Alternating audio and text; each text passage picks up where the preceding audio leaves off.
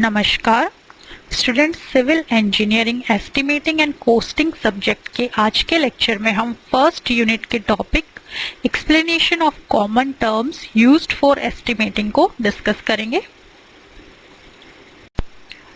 Students, last lecture में हमने estimating के लिए यूज होने वाली कुछ कॉमन टर्म्स को डिस्कस किया था।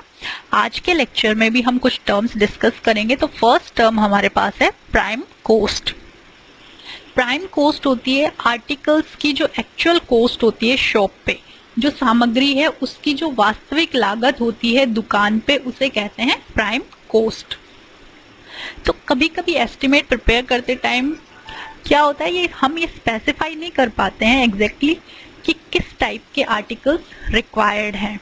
जैसे सैनिटरी फिटिंग है या वाटर सप्लाई फिटिंग्स हैं, डोर विंडो फिटिंग्स हैं, तो ये जो फिटिंग्स लगाई जाती है ये ऑनर की चॉइस के हिसाब से लगाई जाती हैं। तो जब वर्क का एग्जीक्यूशन होता है तभी ये आर्टिकल्स डिसाइड होते हैं। तो ये हम पहले एस्टिमेट में एग्जैक्टली स्पेसिफाई नहीं कर पाते हैं, तो उसके लिए क्या किया जाता है, ऐसे वर्क के एग्जीक्यूशन के लिए प्राइम कोस्ट के रूप में एस्टिमेट के अंदर एक रीजनेबल अमाउंट प्रोवाइड कर दी जाती है, ताकि जब ऑनर की चॉइस के हिसाब से आर्टिकल्स खरीदे जाएं तो उसके लिए हमारे पास ऑलरेडी एस्टिमेट में एक बजट हो, वो प्राइम कोस्ट के रूप में मिलता है।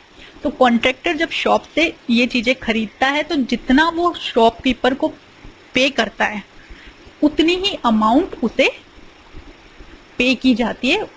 कभी भी उसको इन आर्टिकल्स पे प्रॉफिट प्रोवाइड नहीं किया जाता। नेक्स्ट टर्म है हमारे पास कैपिटल कोस्ट। किसी भी वर्क की जो टोटल कॉस्ट ऑफ कंस्ट्रक्शन होती है वो उस वर्क की कैपिटल कॉस्ट कहलाती है। मतलब किसी भी कंस्ट्रक्शन वर्क के बिगिनिंग से लेके उसके एंड तक, उस वर्क के कंप्लीट होने तक जितना भी एक्सपेंडिचर होता है वो सभी मिला के उस वर्क की कैपिटल कॉस्ट कहलाता है। तो कैपिटल कॉस्ट में बिल्डिंग की जो कॉस्ट होती है उसके अलावा जो भी एक्सटर्नल सर्विसेज लगती है, अदर वर्क्स जो इन्वॉल्व होते हैं, उन सभी की कॉस्ट भी इन्वॉल्व होती है। जैसे प्रिलिमिनरी जो वर्क्स होते हैं, मिसलेनियस आइटम्स हैं, सुपरविजन चार्ज है, इन सभी की कॉस्ट भी कैपिटल कॉस्ट में इंक्लूड होती है।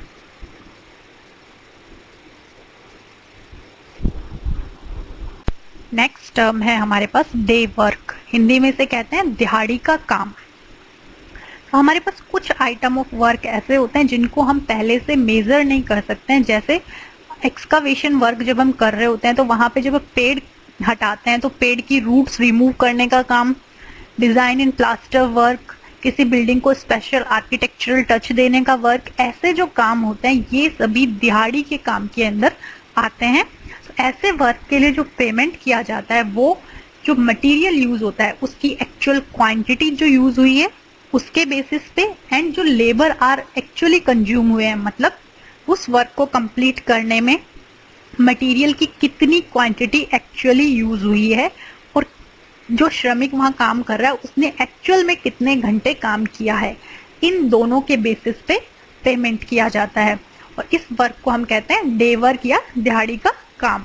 तो ये जो डे वर्क का पेमेंट होता है इसके अंदर कॉस्ट ऑफ मटेरियल, लेबर की cost, transport, tools and plants, overhead charge, supervision charge, contractor का प्रॉफिट, ये सभी चीजें इंक्लूडेड रहती हैं। नेक्स्ट टर्म है हमारे पास प्रोविजनल सम।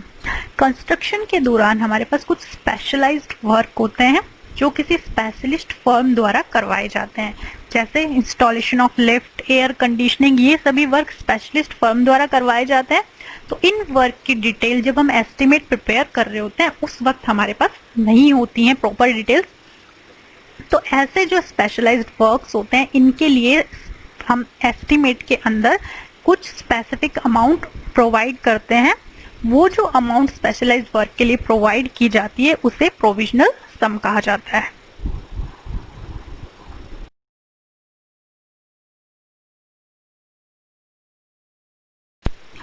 नेक्स्ट टर्म है हमारे पास bill of quantities.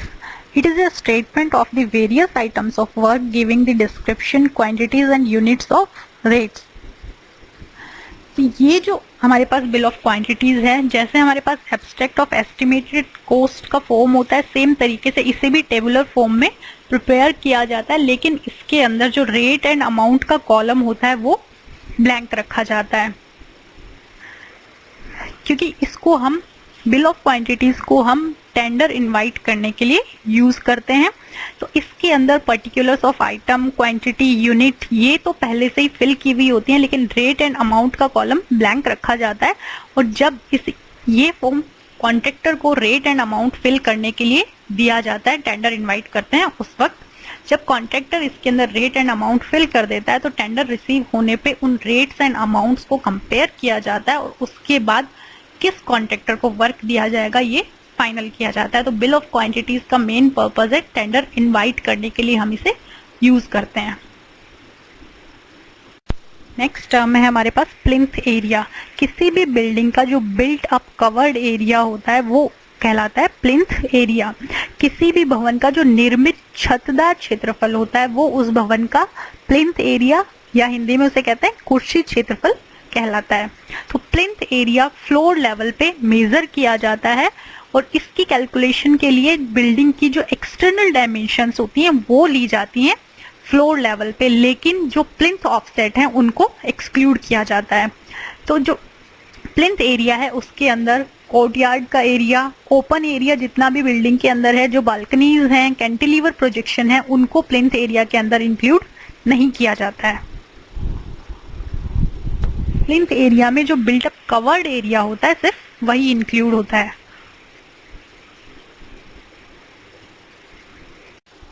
Next term है हमारे पास फ्लोर एरिया। हिंदी में इसे कहते हैं फर्श क्षेत्रफल।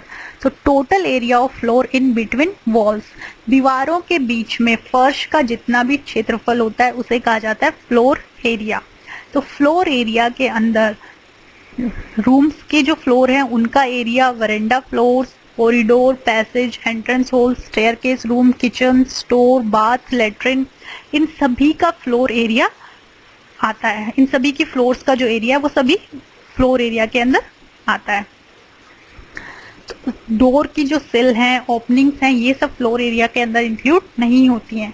सेम तरीके से जो वॉल्स हैं, पिलर्स हैं, अदर इंटरमीडिएट जो सपोर्ट्स होती हैं जो एरिया ऑक्यूपाई करती हैं वो भी फ्लोर एरिया के अंदर इंक्लूड नहीं होता है। तो शॉर्ट में फ्लोर एरिया क्या हो सकता है? Plinth area minus area occupied by walls. एक बिल्डिंग में प्लिंथ एरिया में से अगर वॉल्स द्वारा ऑक्यूपाई किया गया एरिया हम माइनस कर दें तो हमारे पास क्या बचेगा? Floor area.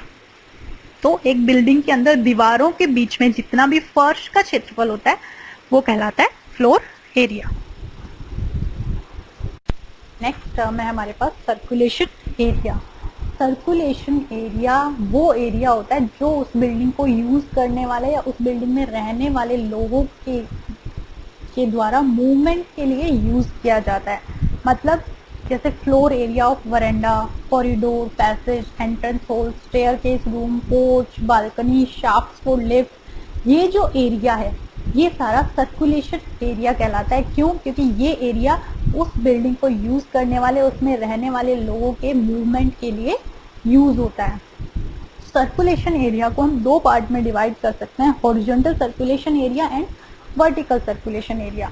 Horizontal circulation area के अंदर आता है जैसे area of verandah, passage, corridor, balcony, porch etcetera, जो उस बिल्डिंग में रहने वाले यूजर्स के हॉरिजॉन्टल मूवमेंट के लिए काम आता है। सेम तरीके से वर्टिकल सर्कुलेशन एरिया के अंदर आएगा जो स्टेयर केस के द्वारा एरिया ऑक्यूपाई किया जाता है, लिफ्ट्स द्वारा जो एरिया ऑक्यूपाई किया जाता है, जो वर्टिकल मूवमेंट के लिए यूज होता है, वो एरिया कहलाता है वर्टिकल सर्कुलेशन एरिया। तो सर्कुलेशन एरिया उस बिल्डिंग में रहने वाले लोगों के द्वारा मूवमेंट में यूज होने वाला जो फ्लोर एरिया होता है वो कहलाता है सर्कुलेशन एरिया। नेक्स्ट टर्म है हमारे पास कारपेट एरिया। किसी भी बिल्डिंग में किसी भी फ्लोर लेवल पे जो यूजफुल एरिया, लिवेबल एरिया होता है उस बिल्डिंग का, वो कहलाता है कारपेट एरिया। तो कारपेट एरिया फ्लोर एरिया में से अगर circulation area and other unusable area जैसे bathroom, WC, AC plant room, ये सभी जब हम माइनस कर देते हैं तो जो फ्लोर एरिया हमारे पास बचता है वो कहलाता है कारपेट एरिया। तो कारपेट एरिया के अंदर से kitchen, pantry, store, similar other room जो लिविंग पर्पज के लिए यूज नहीं हो रहे हैं वो भी एक्सक्लूड किए जाते हैं।